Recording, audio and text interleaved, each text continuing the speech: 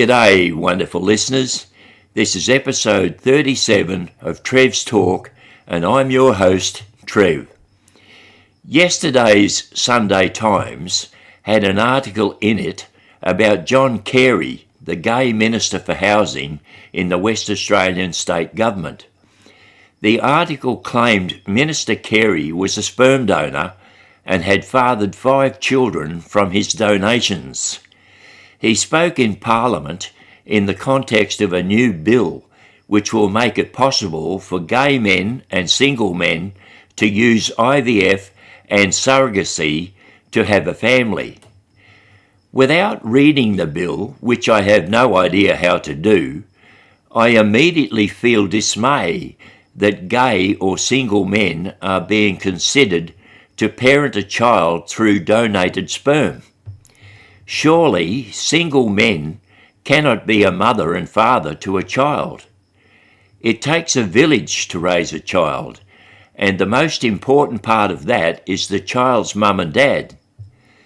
Back in episode 24, I spoke about the kinds of love needed, together with pre-marriage counselling, to get a couple solidly married and ready to parent children.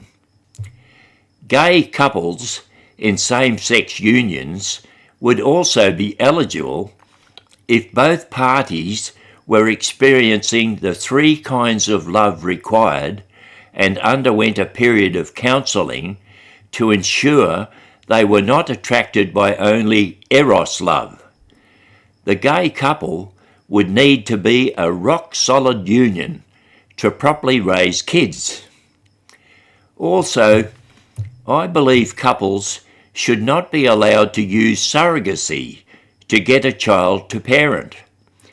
There is a bond formed between a baby and mother during pregnancy and birth, which is broken if the child is removed from the natural mother and it is not restarted with another person if they're taking over as the child's parent.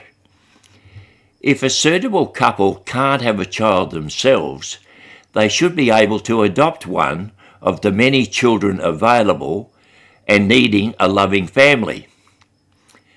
Australia's regulations on adopting are desperately in need of upgrading and updating, so, as I stated in episode 24, suitable couples can easily adopt here in Australia without being forced into going overseas to adopt. I believe suitable couples, if it's a woman involved, can conscience-free use IVF to get a child as an alternative to adopting. They would be bringing new life into the world where the child would still be born with the initial natural bond formed at birth between baby and mother. If a baby must be torn away from its natural mother to give that baby to a male same-sex union, then I believe that is not allowable. The birth bond would be lost. So male same-sex unions should be limited to adopting from the pool of adoptable kids here in Australia. I believe the bond at birth between baby and mother is important for the baby's future. Breaking the birth bond can lead to future problems, and that is not making a better world. When we look around at what other people are doing in the world, we see some people that are seemingly living terrific lives, like those fortunate people that seem to be endlessly going on cruise ship voyages, or taking lots of holiday trips to foreign countries, or driving the flashiest of cars, or living in the most luxurious of houses. Before my visit to Medjugorje and having encounters with the Holy Spirit there, I used to envy those people.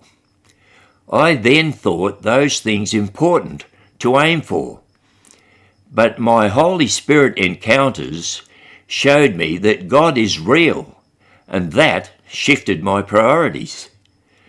Now, when I see one of the fortunate people living the high life and enjoying great possessions, I wonder whether they are sharing enough. If a person is living the high life and enjoying comfort and the pleasures that their money can bring, it is likely that they are living life for themselves and not sharing their good fortune with others. Sharing with family is not the same as sharing with others. Sharing with others means you may never get a return, and that does not bother you.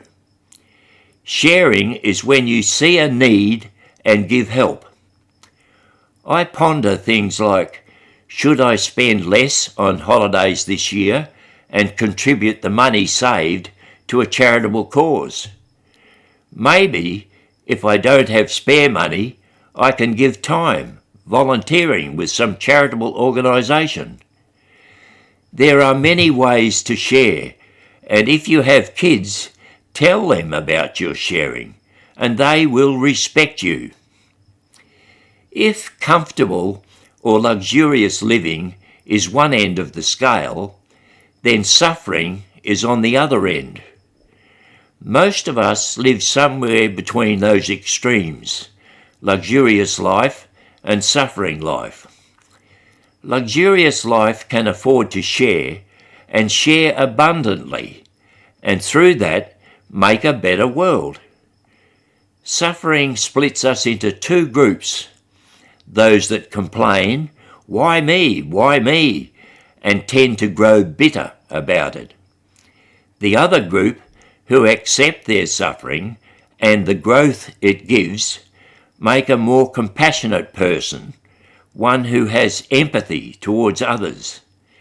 Suffering can make a person into a good companion, unselfish, empathic, and compassionate. Good companions make it a better world.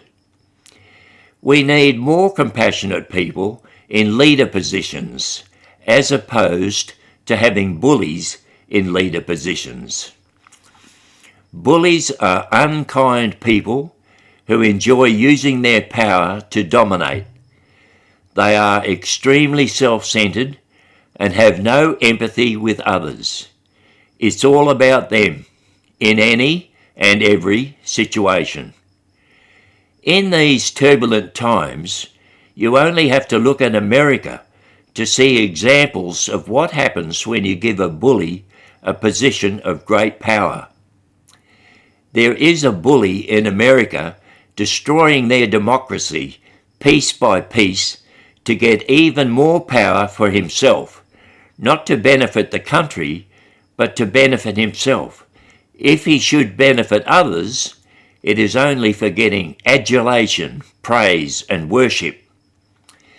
Most bullies will change when the promised illumination of conscience in episodes 32, 33, and 34 comes to pass. I don't believe we have to accept suffering that we've been given. If we can lessen our sufferings, that is certainly okay. Lessening suffering will make a better world.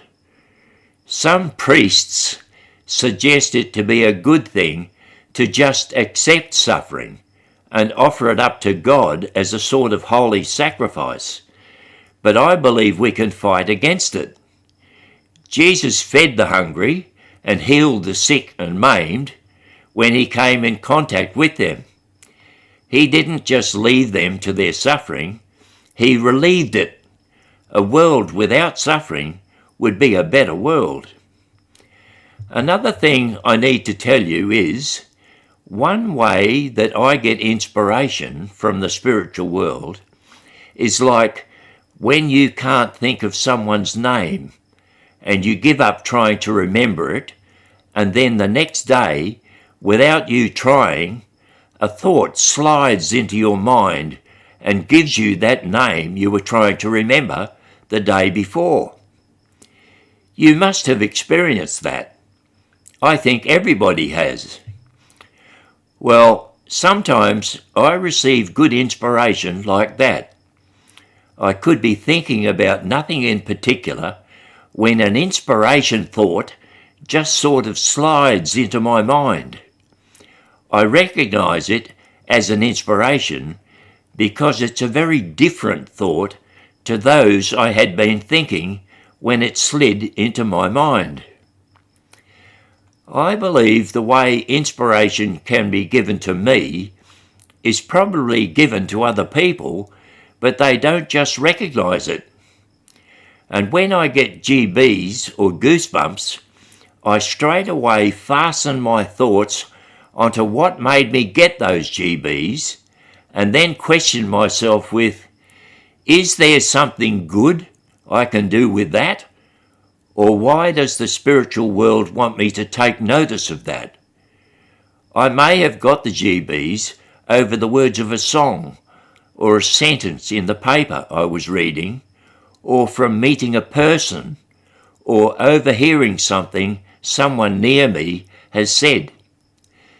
The GBs come in a wide variety of ways, and I'm tuned into them. Other people are not tuned in and probably just shrug them off when they get them. A good example of this is when people get GBs listening to a singer singing a song. They usually say, "Wow, I just got GBs from that song," and promptly forget the experience. But if I get GBs from a song, I question what words gave me the GBs, because the words could give me a clue to what the spiritual world is trying to impart to me. I think, is there some way I can take those words as a clue in how I can act in a way to get a good outcome? And many times it's true that I've been given a clue for doing good. You should try this next time you get GBs. Well, wonderful listeners, I'm asking again for subscribers, likes, shares, and comments, please, if you will. Help me make a platform to get good changes in the world. This is Trev, tuning out. Catch you again next week.